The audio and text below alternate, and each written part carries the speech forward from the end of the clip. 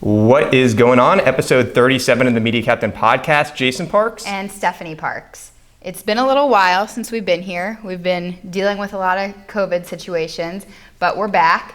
Episode 37. And today we're going to talk about how both of our businesses have changed since COVID-19 started. So yeah, we have taken probably a 3-month hiatus from our podcasting just because... We missed you guys. Just because all of our fans out there. Things have been so crazy with the business. And what's funny is that the podcast episode 36 was on remaining positive during tough times. And now I look back on that, I'm like, Jason, you were just a novice then. You didn't know what the hell you were talking about. 3 months in, I'm like a grizzled veteran now. So we can actually talk about what's happened to both of our businesses over the past 3 months. And it's been a lot. So let's get started. I'll start with Durham Warehouse, and I'm just going to give a brief overview for Durham Warehouse. Jason will give a brief overview for the Media Captain, and then we'll kind of deep dive into both of the businesses. So 3 months later, COVID hit. Hold on. For the people that don't know, Durham Warehouse, the e-commerce business, the Media Captain, and Stephanie runs the day-to-day operations of Durham Warehouse. The Media Captain is a B2B company because we do digital marketing, web design for different businesses. So the value of this podcast is we are just able to give two very unique perspectives on what's going on with the business world. Not to mention the Media Captain represents over 50 small and medium-sized businesses. So we're seeing a lot of shit out there. I forgot that it's been a while, and we should probably reintroduce what our businesses are. So thanks for stopping me there. I thought I was in trouble. But and this is the first one that we're video recording, yeah. So there's a lot of new stuff going on. Yep. Yeah, and look at our nice setup. We went from recording podcasts in our parents' basement to look at us now. We're really making moves. Not everyone was in the parents' basement. Not everyone. All right, let's get into it. Okay, so brief overview for Durham Warehouse. When we started out, we had no idea what was going to be happening with everything going on with COVID. But now, 3 months later, businesses are reopened. We remained open the whole time, and we are on a trajectory to double our revenue year over year, which is insane and something that, we were hoping to do, but it happened because so many people were going to e-commerce during this time. Yeah, and we have, we're going to tell you about a game-changing conversation Stephanie and I had when it came to Durham Warehouse. So we'll get into that in a second. On the Media Captain side, when COVID-19 hit, it was really scary at first because we represent small and medium-sized businesses across all verticals. So there are restaurants that we're working with. There are retailers. There were professional sports teams that we were working with, and there's some businesses that just weren't able to operate. So over the first 14 days, we're getting these calls where there's these businesses that have to pause advertising and a lot of marketing just because they could not operate as a business. I'll never forget those first few days talking to Jason every day and just how depressing and sad and terrible it was hearing all of these people's stories and what they were going through. I mean, one of the first clients of the Media Captain, who I had a relationship with growing up, and we've been working together for 10 years, to just hear in his voice that he had to shut down and how scared he was. I mean, it was the toughest day from owning the Media Captain that I've ever dealt with. That day where I got 4 to 5 calls from these different clients. But after that, confidence really started building up. So the first 14 days were just really scary. Clients were dropping off, new business wasn't coming in. And then what started to happen is people realized that they had to be online in order to operate and in order to get new customers. So if people were relying on outbound salespeople, that was gone. So they had to rely on Google and they had to rely on Facebook. And we were getting requests from a plumbing client of ours who needed an intranet built for internal communication amongst their teams because there were so many messages going on internally. So first 14 days were scary, and since then it's been a steady growth back, which has been awesome. And I'll say from the agency side, I started the Media Captain in 2010, and what you always hear is during a recession, the first thing cut is marketing. And I've always been scared about that because 2010 to 2012, 2020, everything's been, the economy's been pretty much just an upward trajectory. And I've always been like, well, what's going to happen when shit hits the fan? This is built, COVID-19 has instilled a lot of confidence in just a digital marketing agency, because I am realizing that it's not like the old days where people cut billboards or newspapers. Like, in order to stay alive now for a business, you have to be on Google. You have to have a website. You have to be doing optimization to your site. So really, I think for a lot of marketing agencies out there that are well-versed on the digital side, this has been a vote of confidence, and they've probably seen a lot of new business coming in because of everything that's happened. Businesses are just really having to adapt right now, and they're really realizing how important that digital marketing is. Yeah, and real quick, just because I deal with so many different business owners, the common theme that I'm getting right now, and we're like just past July 4th when we're recording this, but business owners are saying, I'm busting my ass, I'm working harder than I ever have. Revenue is nowhere close to where it was pre-COVID-19, but all of these business owners are just hustling out there, which is awesome. And the other thing that the business owners are saying is that I can't tell you how many people before this all hit, they said January, February 2020, we were on pace for our best year ever. That's a common theme, and then this happened. So yeah, it's just a grind, but it's been an interesting 3 months so far. And I hope we come out of this with a lot of things and new ways of doing things that are going to be beneficial in the long term for business owners. So now let's go back into Durham Warehouse and let's dive a little bit deeper into what happened with us. So we got the news that businesses might shut down. I literally had no idea what that meant or what was going to happen. I didn't know if I was going to have all my staff work from home. I didn't know if I was going to be able to go into the office. So the day that I heard this, it was a Sunday. I was like, I have to go into the office and pack up everything I can today. Tomorrow might be the last day that mail goes out. Who knows what's going to happen. So I went in, packed everything up. By the way, that was on your boyfriend's birthday. It was my boyfriend's birthday. And you were like, on my boyfriend's birthday, sorry, I have to go. I'm so sorry. I have to go pack up packages, and you have to come help me because that's the only way that I'm going to get it done. And that's a shout out to Corey, because he was like, I think he even came in and helped you out on his birthday. He did the entire day. After breakfast, I was like, all right, let's go. Your birthday is over. It's time to work. And he was amazing. So that was day one where I just had no idea what was going to happen. The next day, they made the announcement that non-essential businesses were closing. I made the decision to have my staff. I had a couple part-time employees who packed up all of the packages. I decided that they were not going to come in. I have a full-time employee who handles all the customer service stuff. She packed up her computer, packed up her phone, took it home, and she did all of that from home for the next 3 months. It was pretty remarkable. We use MyTel phones, and she literally was able to take her phone from the office and plug it in at her house, and our office phone rang at her house, which was a lifesaver for me. So for 2.5 months after that, I was in the office by myself, packing everything up. We determined that we were an essential business because we're selling skincare, medical grade skincare products. But I still wasn't sure whether or not I should have people in, so I decided not to. So a couple things on this. So it's pretty remarkable because Stephanie there was a month and a half, 2 month time span where like we normally strategize just a lot of back and forth on our businesses. There was like a month and a half, 2 months where I could hardly talk to her because she was so busy packaging. She was running the entire business essentially by herself, okay? And not only was she running the business, but sales for Durham Warehouse have essentially doubled from when COVID-19 started. So the beginning of it was the busiest time because people had no idea. They couldn't go into their doctor's office. They couldn't go to the spa. They couldn't go to the stores where they usually get their products.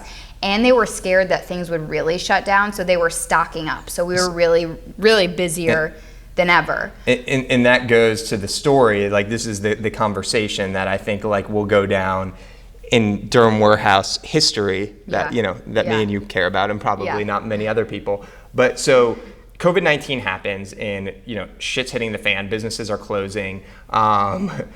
Shit's plural, hitting the fan.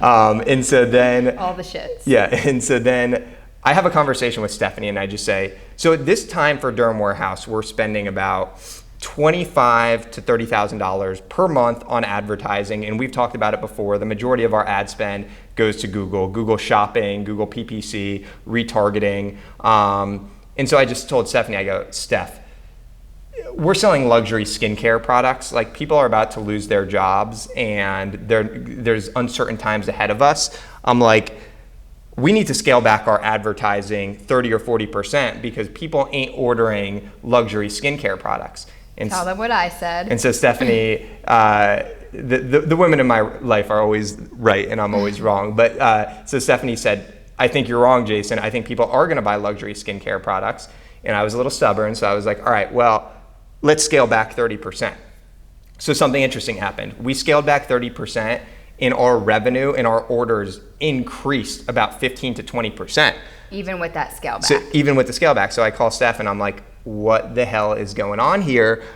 And she's like, I told you, people. Hate to say it, but I told you so. People, and talk about like self-care and what was going on during this time, because I think some context behind that is important. Well, people invest a lot of money in skincare, and I just knew that they weren't going to stop taking care of their skin just because this was happening. There's a lot of other things that people are going to cut out before they cut out their skincare. Not only that, but they're not going into the doctor's office for all of the procedures, the Botox, the facials that they're usually getting, and they want to take care of their skin. Not only that, they're working from home, maybe not getting dressed or not putting on makeup every day, looking in the mirror and saying, "Oh gosh, I need to do something about this. Now I need skincare really more than ever." There were certain things like peels. We had a lot of people buying foot peels and masks and these like wrinkle patches that I think people were like, okay, I'm working from home. I have time to put a mask on, or I have time to wear these wrinkle patches because no one is seeing me. So we saw an uptick in those, but just across the board, everything was way, way up. And at the very beginning, this was great, but our biggest fear was that we didn't know what the supply chain looked like. So every day I was just like, okay, are our vendors gonna call us and tell us that they're shutting down and we can't get our inventory? Is the mail gonna shut down? We had the demand, but I was very fearful that we would have a problem with the supply chain. A couple of our vendors did shut down, but then within days, they were like, okay, well, we're essential businesses, so we're reopening again.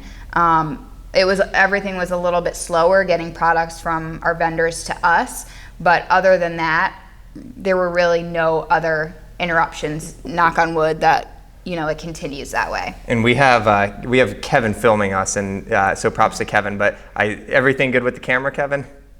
Kevin, okay, thumbs up. I just saw a look on his face where I was like, oh shit, are we even recording still? So, all right. So what happened was, the beauty of digital marketing is you can move fast, right? This isn't a TV buy where you have to place your TV ads for the next 3 months, 6 months. You're able to move fast. So after this conversation where I'm like, Steph, ad spend's down 15, 20%, sales are up 20, 25%.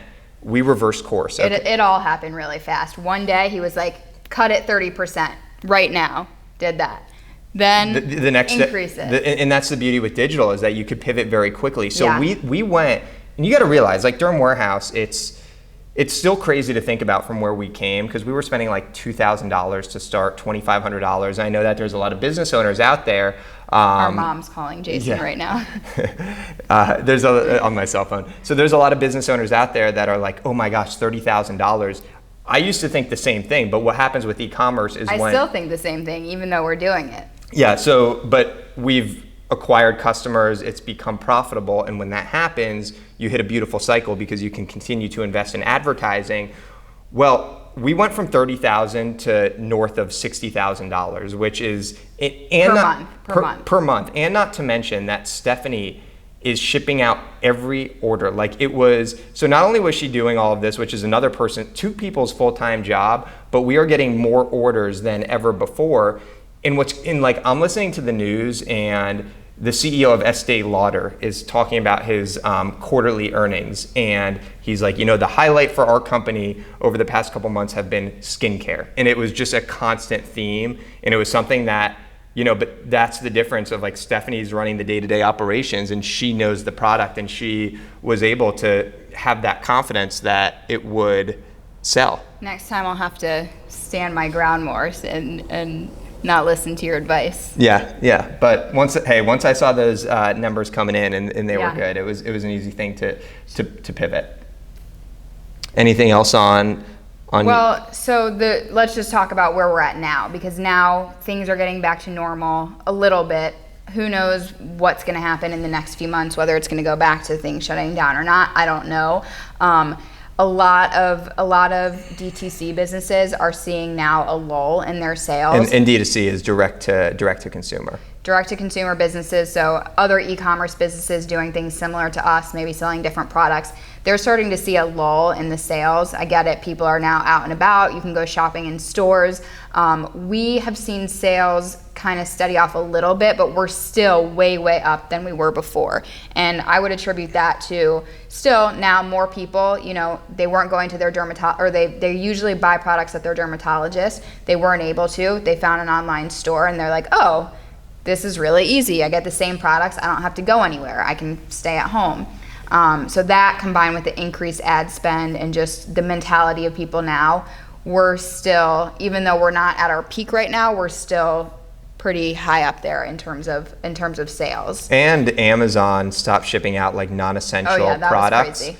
And so when Amazon stopped shipping out non-essential products, skincare fell into that category in that sector. And so a lot of people that would get their skincare products from Amazon were they had to go to Google and they had to look for a direct-to-consumer brand or a direct-to-consumer site. So they found Derm Warehouse. And fortunately, we've just acquired a lot of customers over this time span, and that's why when we were seeing our conversion rate numbers where they were, we knew that an opportunity like this doesn't come around very often, so we had to invest in the advertising.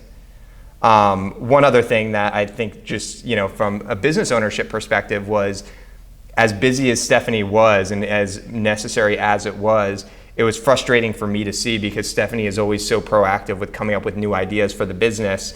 So there was like a month and a half time span where she was shipping out everything, which was necessary and top priority, but at the same time we fell behind on some proactive items. And right when we got back into things, Stephanie set up email automation through Klaviyo, which, if anybody doesn't know about Klaviyo, it's great. That has to be a whole nother podcast. Yeah, that's a whole nother podcast, but it's good to have her back running the business and being proactive on things. But either way, you have to realize that, for Derm Warehouse, our the thing that's most important is getting products to customers. So when things happen, that is what takes priority over everything. And sometimes, you have to put the proactive things aside just to make sure your business is running for sure day to day.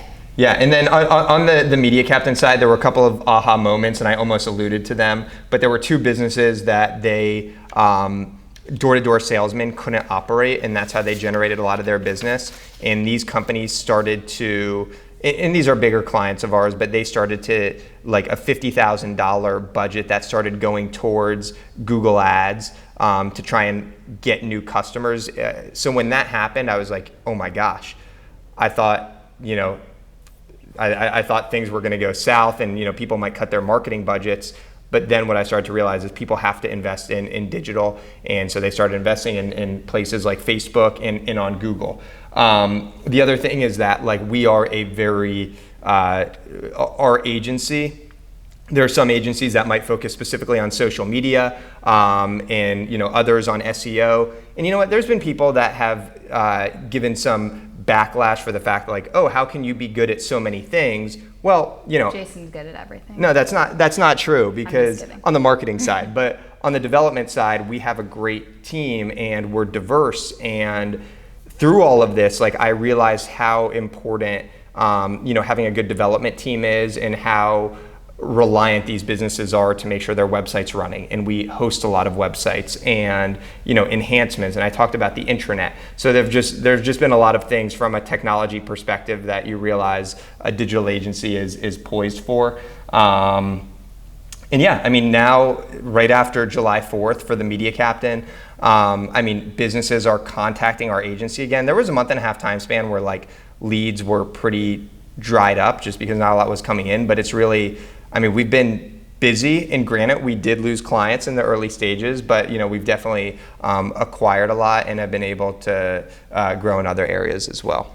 And then I think a few things to take away from this is just being able to pivot your strategy, when things happen and when things go wrong, or when things change even, being able to look at what's happening and make quick adjustments is so important. And I know so many business owners have had to do that, but, whether it's a restaurant doing more takeout business or making takeout kits or things like that, just coming up with new ideas to survive whatever is happening in the times. So I will say this, and I think it's really interesting because pivoting is important, but you can't pivot into a space that you're not familiar with. And we've seen a lot of people that have tried to sell masks or sell hand sanitizers and get into these hot markets. And typically the people that win have been practitioners in that market. And then when the time is ready where, something like a pandemic happens, where they're poised for that because they've had a lot of preparation. And that's something that we've seen where companies have contacted us and we tried to sell masks, and it's just, Facebook and Google make it impossible to actually get these masks on their site and advertise them because they think it could be like, a scam.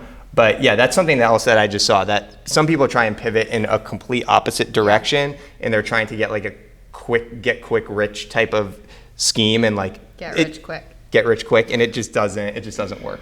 And the other thing, for Durham Warehouse, and I'm sure a lot of other businesses, is I would not have been able to do what I was able to do with sending out all those orders by myself if we didn't have the right processes and the right software and the right technology in place. And the right team members. And the right team members in place. So having that's really, really important as well. And just, if there were things that you struggled with during this time, I was thinking back to just a year ago where we didn't have our inventory management software. And if we didn't have that during this, I would have been screwed. Yeah, and so in podcast 32, there's a couple podcasts I just want to reference here. In podcast 32, it's 15 tools for your business.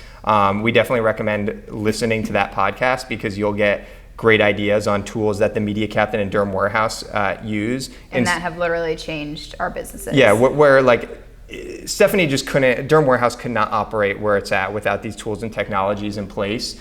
Podcast episode 27. So we have a private label brand, Park Perfection, and we talk about how we built that brand from scratch. So a lot of entrepreneurs and business owners out there that want to learn how to, build a business from scratch, check out episode 27.